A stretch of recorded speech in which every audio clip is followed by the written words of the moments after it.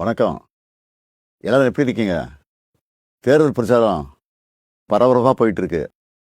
தமிழ்நாடு பூரா நான் மக்களை சந்திச்சாலும், இந்த வீடியோ மூலமா சில விஷயங்கள உங்ககிட்ட மனசு விட்டு பேசணும்னு நினைக்கிறேன். இன்னும் கொஞ்ச நாள்ல எலெக்ஷன். இந்த சமயத்துல எனக்கு ஒரு விஷயம் மைண்ட்ல வருது. 2021ல இதே மாதிரி ஒரு சட்டமன்ற தேர்தல். அந்த சமயத்துல சில பேரு ஸ்டாலின் இஸ் மோர் டேஞ்சரஸ் தென் கருணாநிதின்னு சொன்னாங்க. கலைஞரோட என்னை எப்பவுமே ஒப்பிட முடியாது. அவரை நான் அப்பான்னு கூப்பிட்டதை விட தலைவர்னு கூப்பிட்டது தான் அதிகம். அப்படிப்பட்ட தலைவரை விட நான் மோர் டேஞ்சரஸ்னு அவங்க சொல்லும்போது எனக்கு ஒன்னே ஒன்று தான் தோணுச்சு. தமிழ்நாட்டை வஞ்சிக்க நினைக்கிறவங்களுக்கும் நம்மளோட வளர்ச்சியை தடுக்க நினைக்கிறவங்களுக்கும் நான் என்னைக்குமே டேஞ்சர் தான். இதில் தலைவர் கலைஞரை விட ஒரு படி மேலே இருக்கேன்னா அது எனக்கு பெருமை தானே. ஏன்னா இதெல்லாம் நம்ம தமிழர்களுடைய பிளட்லேயே இருக்கு. என் மேலே நம்பிக்கை வச்சு நீங்கள் என்ன சிஎம் ஆக்கி 5 வருஷம் ஆச்சு. ஸ்டாலின் சார் சிஎம் ஆனதெல்லாம் ஓகே, இந்த 5 வருஷத்தில் மக்களுக்கு என்ன பண்ணியிருக்கீங்க அப்படின்னு யாராவது கேட்டால் நம்மளால் மணிக்கணக்கா ஏன் நாள் கணக்காக கூட பேச முடியும். முக்கியமாக எப்போவுமே தமிழ்நாட்டை வஞ்சிக்கிற ஒன்றிய அரசை எதிர்த்து தமிழ் மக்களுக்காக சண்டை செஞ்சிருக்கிறத இன்னும் பெருமையாக என்னால் சொல்லிக்க முடியும். சமூக நீதியுடன் கூடிய வளர்ச்சிங்கிறது தான் நம்முடைய முதன்மையான குறிக்கோள். அந்த வகையில் கர்ப்பிணி பெண்களுக்கு மகப்பேறு உதவித்தொகை, மகளிர் உரிமை தொகை, மகளிர் விடியல் பேருந்து பயணம், தோழி மகளிர் விடுதி, மக்களை தேடி மருத்துவம்னு கருவில் இருக்கிற குழந்தையிலிருந்து வயது முதிர்ந்த மூத்த குடிமக்கள் வரைக்கும் எல்லாரும் பயனடைகிற மாதிரி நிறைய திட்டங்களை கொண்டு வந்தோம். நம்மக்கிட்ட காசு இருந்தால் எடுத்துப்பாங்க, நிலைமை இருந்தால் பிடிங்கிப்பாங்க. ஆனால் படிப்பு மட்டும் யாராலையும் உங்ககிட்ட இருந்து எடுத்துக்கவே முடியாதுன்னு ஒரு சினிமா வசனம் இருக்கு. அது 100க்கு 100 உண்மை. நான் பதவியேற்றதிலிருந்து மாணவர்களை சந்திக்கும் போதெல்லாம் இதே கருத்தை தான் சொல்லிக்கிட்டு இருக்கேன். கல்வி ஒன்று தான் உங்ககிட்ட இருந்து யாரும் திருட முடியாத ஒரே சொத்து.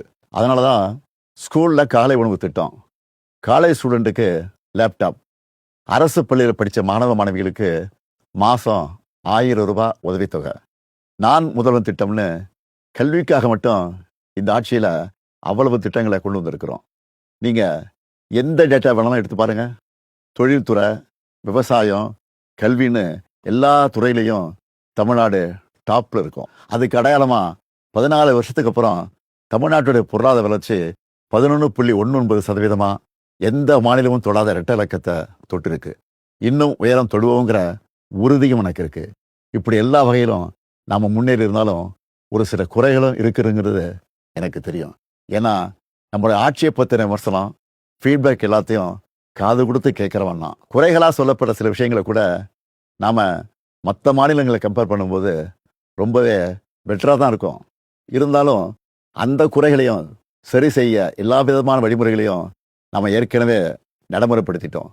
அதோட விளைவுகளை இன்னும் கொஞ்ச நாளில் நம்ம பார்ப்போம். உங்கள் எல்லாருக்கும் தெரியும், போன வாரம் ஒன்றிய அரசு டீலிமிட்டேஷன்னு ஒரு மசோதா கொண்டு வந்தாங்க. மக்கள் தொகையை கட்டுப்படுத்தி தொழில் வளர்ச்சியில் பெஸ்ட்டு பர்ஃபார்மிங் ஸ்டேட்டாக இருக்கிற நம்மளை தண்டிக்கிறதுக்காகவே அந்த மசோதா கொண்டு வந்த மாதிரி இருந்துச்சு. ஆனால் அந்த மசோதா வந்து அடுத்த நொடி முதல் எதிர்ப்பும் மசோதாவோட நகல் எரிப்பும் நம்ம தமிழ் மண்ணில் என் மூலமாக ஆரம்பிச்சது. நாம் கொளுத்தின அந்த நெருப்பு தான் இன்னைக்கு கொழுந்து விட்டு எரிஞ்சு அந்த மசோதாவை சாம்பலாக்கி இருக்கு. தேர்தல் நடக்கிற இந்த சமயத்தில் இவ்வளவு ஆணவத்தோட நம்மளை வஞ்சிக்க நினைக்கிறாங்கன்னா, இந்த தேர்தலில் அவங்க அடிவருடி எடப்பாடி பழனிசாமி ஜெயிச்சு ஆட்சிக்கு வந்துட்டா என்னென்ன கொடுமைகள்லாம் இங்கே அரங்கேறும்னு நான் சொல்லி உங்களுக்கு தெரிய வேண்டிய அவசியம் இல்லை. பாஜக மாதிரி மதவாத சக்திகள் திமுகவை இந்துக்களுக்கு எதிரான கட்சின்னு பொய்யான ஒரு பிரச்சாரத்தை பண்ணிக்கிட்டு இருக்காங்க. திமுக ஒருபோதும் இந்துக்களுக்கு எதிரான கட்சி அல்ல. எங்கள் ஆட்சியில் தான் ஆயிரக்கணக்கான கோவில்களுக்கு குடமுழுக்கு பண்ணியிருக்கிறோம். 7000 கோடி மதிப்புள்ள கோவில் நிலங்களை மீட்டிருக்கிறோம்.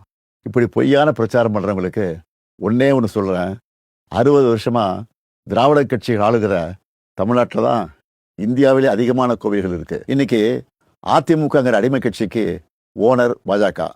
அவங்க ஆட்சி செய்கிற மாநிலங்களில் கிறிஸ்துமஸ் அன்னைக்கு சர்ச்சில் பூந்து கலவரம் பண்ணுறது, புல்டோசர் வச்சு இஸ்லாமிய மக்களோட வீடுகள் இடிக்கிறதுன்னு எவ்வளவோ கொடுமைகள் பண்ணுறாங்க. இதெல்லாம் தெரிஞ்சும் எடப்பாடி அவங்க காலில் விழுந்து கிடக்கிறாரு. ஆனா சிறுபான்மை மக்களுக்கு ஒரு பிரச்சனைன்னா என்னைக்குமே நாங்க களத்துல நிற்போம். அவங்க உரிமைகளுக்காக போராடுவோம். 1975 மிசாங்கிற ஒரு போரை அன்றைய ஒன்றிய அரசு நடத்தினப்போ அதை எதிர்த்து போரிட்டு வந்தான் இந்த ஸ்டாலின். அப்போ நான் ஒரு இளைஞன், கலைஞரின் மகன். இன்னைக்கு நான் அப்பா ஸ்தானத்தில் இருக்கிறேன். இப்போவும் நமக்கு எதிரான போரை எதிர்த்து நிற்கிறேன். எந்த பிரச்சனை வந்தாலும் தமிழ்நாட்டையும் தமிழர்களையும் பாதுகாத்து நிற்பேன்.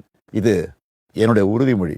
எந்த வகையில் வந்தாலும், எத்தனை முறை முயற்சி பண்ணாலும், திமுக இருக்கிற வரைக்கும் தமிழ்நாட்டில் பாஜகவும் அவங்களுடைய கொடூரமான மக்கள் விரோத சித்தாந்தமும் ஜெயிக்க முடியலன்னு வரலாறு சொன்னா போதும். அது மட்டும் போதும். நம்ம உரிமையை, நம்ம உழைப்ப, நம்ம மக்களுடைய கலாச்சாரத்தை, நம்ம மொழியை அழிக்கணும்னு நினைக்கிறவங்களோ அவங்களோட அடிமைகளோ நமக்கு வேணாம். இந்த வளர்ச்சியும் வளமான எதிர்காலமும் அடுத்த 5 வருஷம் தொடரணும். நான் உங்க அப்பாவா, அண்ணனா, தம்பியா, ஒரு தோழனா உங்ககிட்ட உரிமையோடு கேட்கிறேன். மீண்டும் இந்த நல்லாட்சி தொடர உதயசூரியன் சின்னத்திலும் எங்களது மதச்சார்பற்ற முற்போக்கு கூட்டணி கட்சியின் சின்னத்திலும் வாக்களித்து வெற்றி பெற செய்யுங்க. நன்றி. வெல்வோம் ஒன்றாக.